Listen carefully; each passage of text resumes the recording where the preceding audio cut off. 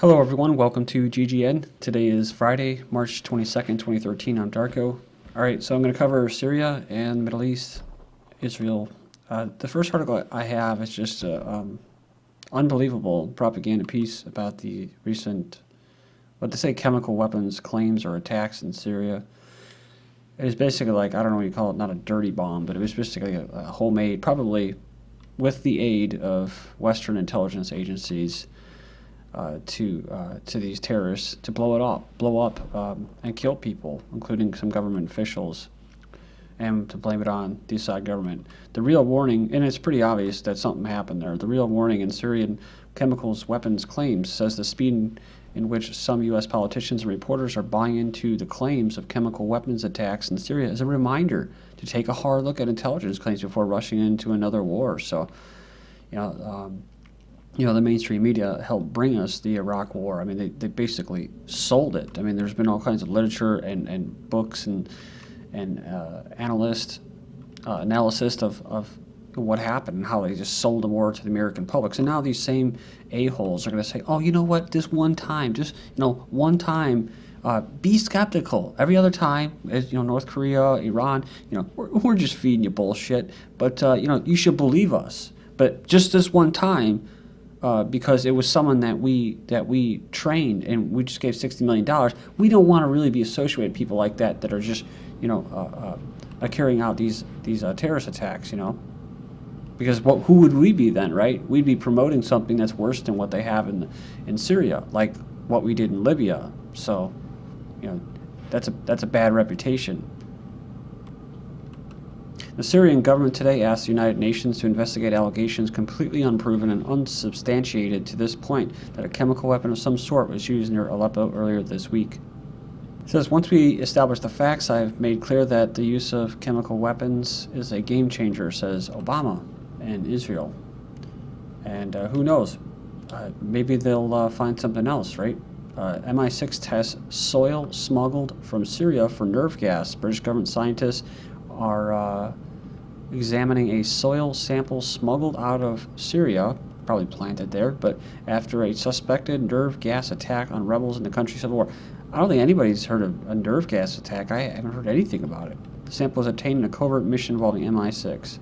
So these are the games that they play, and they'll put this out in the news, right? They'll put this out in the news and see if people buy it, because people aren't really buying this story, right? Not that there wasn't some chemical attack, but they're just not buying that that nothing happened, so they have to admit something. And if that's going to be the case, and it's going to be blamed on the rebels that they're sponsoring, well, then they better come up with something to counter that, some kind of Psy-Op. Something went down in Syria, but it was short of chemical weapons. So it was short of chemical weapons. It was the chlorine homemade bomb.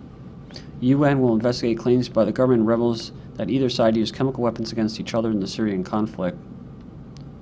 So, says Obama and other intelligence officials in America said there was no intelligence to substantiate the reports, so the rebels used chemical weapons against government troops. Well, they used them against civilians mostly. There were some government troops that were killed, but they were mostly civilians.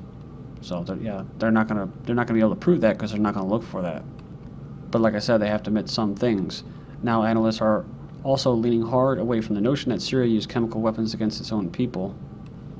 It says the analysis of this video of the hospitalized Syrians released by state-run TV suggests people are not suffering from chemical weapons attacks, nor are they being treated as though they were in such an attack. Kind of downplaying it, right? It killed 24 people. I think it injured like 80. You seem like with breathing tubes and stuff. So, I mean, they're suffering from something. The actions in the video don't match up to the chemical weapons response. Says they believe it's possible the people in the video were deliberately exposed to a caustic agent such as chlorine. Well, deliberately, I guess it's better than accidentally, right? But they're even trying to use that as an excuse too. But that would not be the same as using chemical weapons as defined by international treaties, such as nerve or blister agents. So see if they can get if they could do that and blame it on the government. Well, then that's violating international treaties, right? See, these guys are smart, dude. They're super smart. Super smart. So by doing this, there will be no international help. They have no legally binding responsibility to do anything to help these people. So that's why they have a title like this, to water it down. Something went down, but it was short of a chemical weapon, so everybody go back to sleep. Nothing to worry here. Israel, though, says chemical weapons used in Syrian conflict. They said there was compelling evidence that chemical agents were used in the attack against the civilians in northern Syria earlier this week, citing satellite imagery and reports from the ground. They said that the substance affected the respiratory systems of the people who were exposed. Yeah, but what did they say? They said it could have been the rebels, though we are very doubtful about that. Well, of course, because they're working for you, right? It says it could have been the regime, which is more likely, or it could have been an accident. Iran censures brutal mosque attack in Syrian capital. So all this is going on, just another mosque, a religious holy site, is blown up by these rebels. They strongly condemned a deadly attack on the mosque in the Syrian capital, Damascus, that killed dozens of people, including a top Sunni cleric, which is really, really weird because it makes me wonder that this wasn't even the rebels. This was actually like Mossad or MI6. I mean, maybe they were planting or collecting nerve agents in Syria. Maybe they were carrying out this little Psy-Op, little black op as well.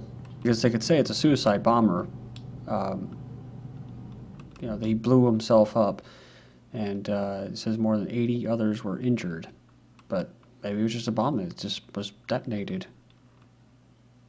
So it says here that the Iran Foreign Ministry said the killing of clerics, including al-Bouti, will certainly thwart ominous plots by the U.S. criminal Zionism and their regional allies that seek to sow discord and trigger sectarian strife by offering money and weapons to armed and terrorist groups. So if you're a new viewer, I'm not just pulling this, out of my rear end. I mean, I've seen videos by the rebels themselves blowing up mosques, blowing up churches, Catholic churches. I've seen them poison rabbits, testing this chemical agent. So, I'm not making this up. Jordanians protest Obama's visit, so they took part in a sit-in Thursday near the U.S. Embassy in Amman in protest of the upcoming visit by President Obama, saying that we want the CIA out of Jordan. Then you have U.S. Jordan form united front against Syrian president. It says that Obama and Jordan's King Abdullah have agreed to stand united against Syrian President Assad, who is fighting foreign-sponsored militants. They say something has been broken in Syria and it's not going to be put back together perfectly immediately, even after Assad leaves. But we can begin the process of moving it in a better direction, and having a cohesive opposition is critical to that. So what they're saying here, they're breaking Syria and their society apart. They're fracturing it. And they're telling you that they're the ones that are behind all this, sowing this chaos so that they can get Assad to leave.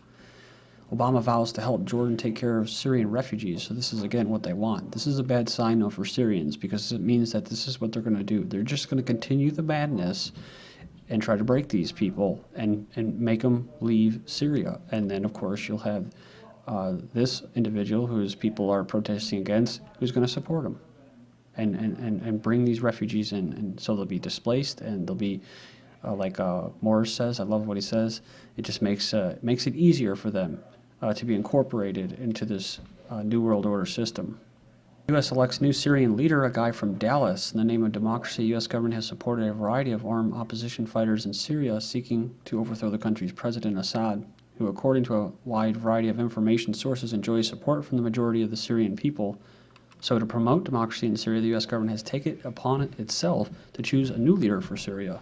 And in keeping with the U.S. tradition of supporting, it says here, a Chalavis of the world, this democratic answer to Syria's problems, lived in Dallas, Texas, and was educated in Indiana.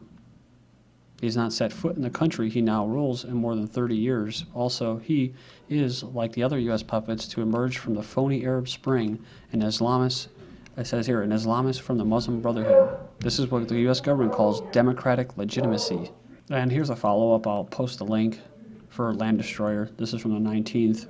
U.S. new Syrian Prime Minister, yet another Muslim Brotherhood extremist. This is like Libya. You can see the results of these Western powers' actions. Here's another results of their Arab Spring, their phony Arab Spring. They had the Muslim Brotherhood go in there. At least 40 protesters injured in Egyptian clash. Back to that article, Muslim Brotherhood sets up brown shirts to enforce rule. So this is the editor's note. is a baby step towards being a counterbalance to the Egyptian military. That's what the question that they're asking. Is it? It says, will they eventually get funding and stockpile weapons? The Muslim Brotherhood supports the Muslim Brotherhood only, and this will most likely evolve into well-armed thugs cracking down on the enemies of the Muslim Brotherhood. They have been in the shadows for years, and now they are making their power play. Will Egypt go silently down the road to oppression or torture again? It says at least 40 people have been injured in clashes between anti-government protesters, Muslim Brotherhood supporters, and Egyptian police. Protests against the Muslim Brotherhood continue to rock Egypt without a word being said from the White House. Now the Brotherhood and allied Islamists are taking cue from their Shiite counterparts in Tehran and have announced they are setting up a civilian force with the power to arrest those they deem to be criminals. Clashes broke out after anti-government demonstrators ransacked 3 Muslim Brotherhood offices. Says anti-government protesters fired birdshot at the Brotherhood supporters and attacked them with rocks, knives, and sticks, and engaged in fistfights with them. Police say Syria's Islamist rebels a grave threat to UK security. So it says here that top police officials say that the Syrian rebels with their various Islamist factions pose a grave threat to national security on par with the threat posed by Al-Qaeda. It says this view of Syrian jihadists as a threat is a different perspective, with Britain's political leadership loudly endorsing the groups and calling on the EU to back off their ban so British officials can start arming them. That's the big problem for British security officials, since those fighters are going to come back trained and radicalized, and potentially with British-provided weaponry. If you check out Wednesday's videos that I put up, there's a video that says German jihadists, a security threat, and Germany is concerned about these jihadists supposedly coming back to Germany. But it's funny because you got the UK Army and SAS and they're aiding these rebels, and then Germany sending Patriot missiles to Turkey as part of NATO's effort basically to guard against attacks from Syria. And of course they have troops there. So he's kooky and he's a little off his rocker. He's James Holmes. He's back with a beard. Thought that was a little odd. He still has the same mind control DARPA stare, whatever the hell you want to call it. Aurora shooter James Holmes converts to Islam. So there you go, folks. Man accused of killing 12 people last July at midnight. Premiere of The Dark Knight Rises in Aurora, Colorado, is reportedly converted to Islam. Yeah, I think this is it's just another part of the Psy-Op and the programming. Pro-Assad hackers attack BBC Twitter with anti-Semitic messages. Hackers identify themselves as members of the Syrian Electronic Army, has carried out a string of web attacks against targets that it sees sympathetic to Syria's rebels. So it says they came under attack from hackers. It goes on and it says that the message included threatening Israel with a nuclear strike and advising residents to return to Poland, a reference to the Holocaust. So remember the first article where we're talking about selling a war and how this article is saying, oh, we don't want to sell a war too fast. Look at this. Fake intelligence, U.S. manipulated public opinion before Iraq war, says former intelligence officer.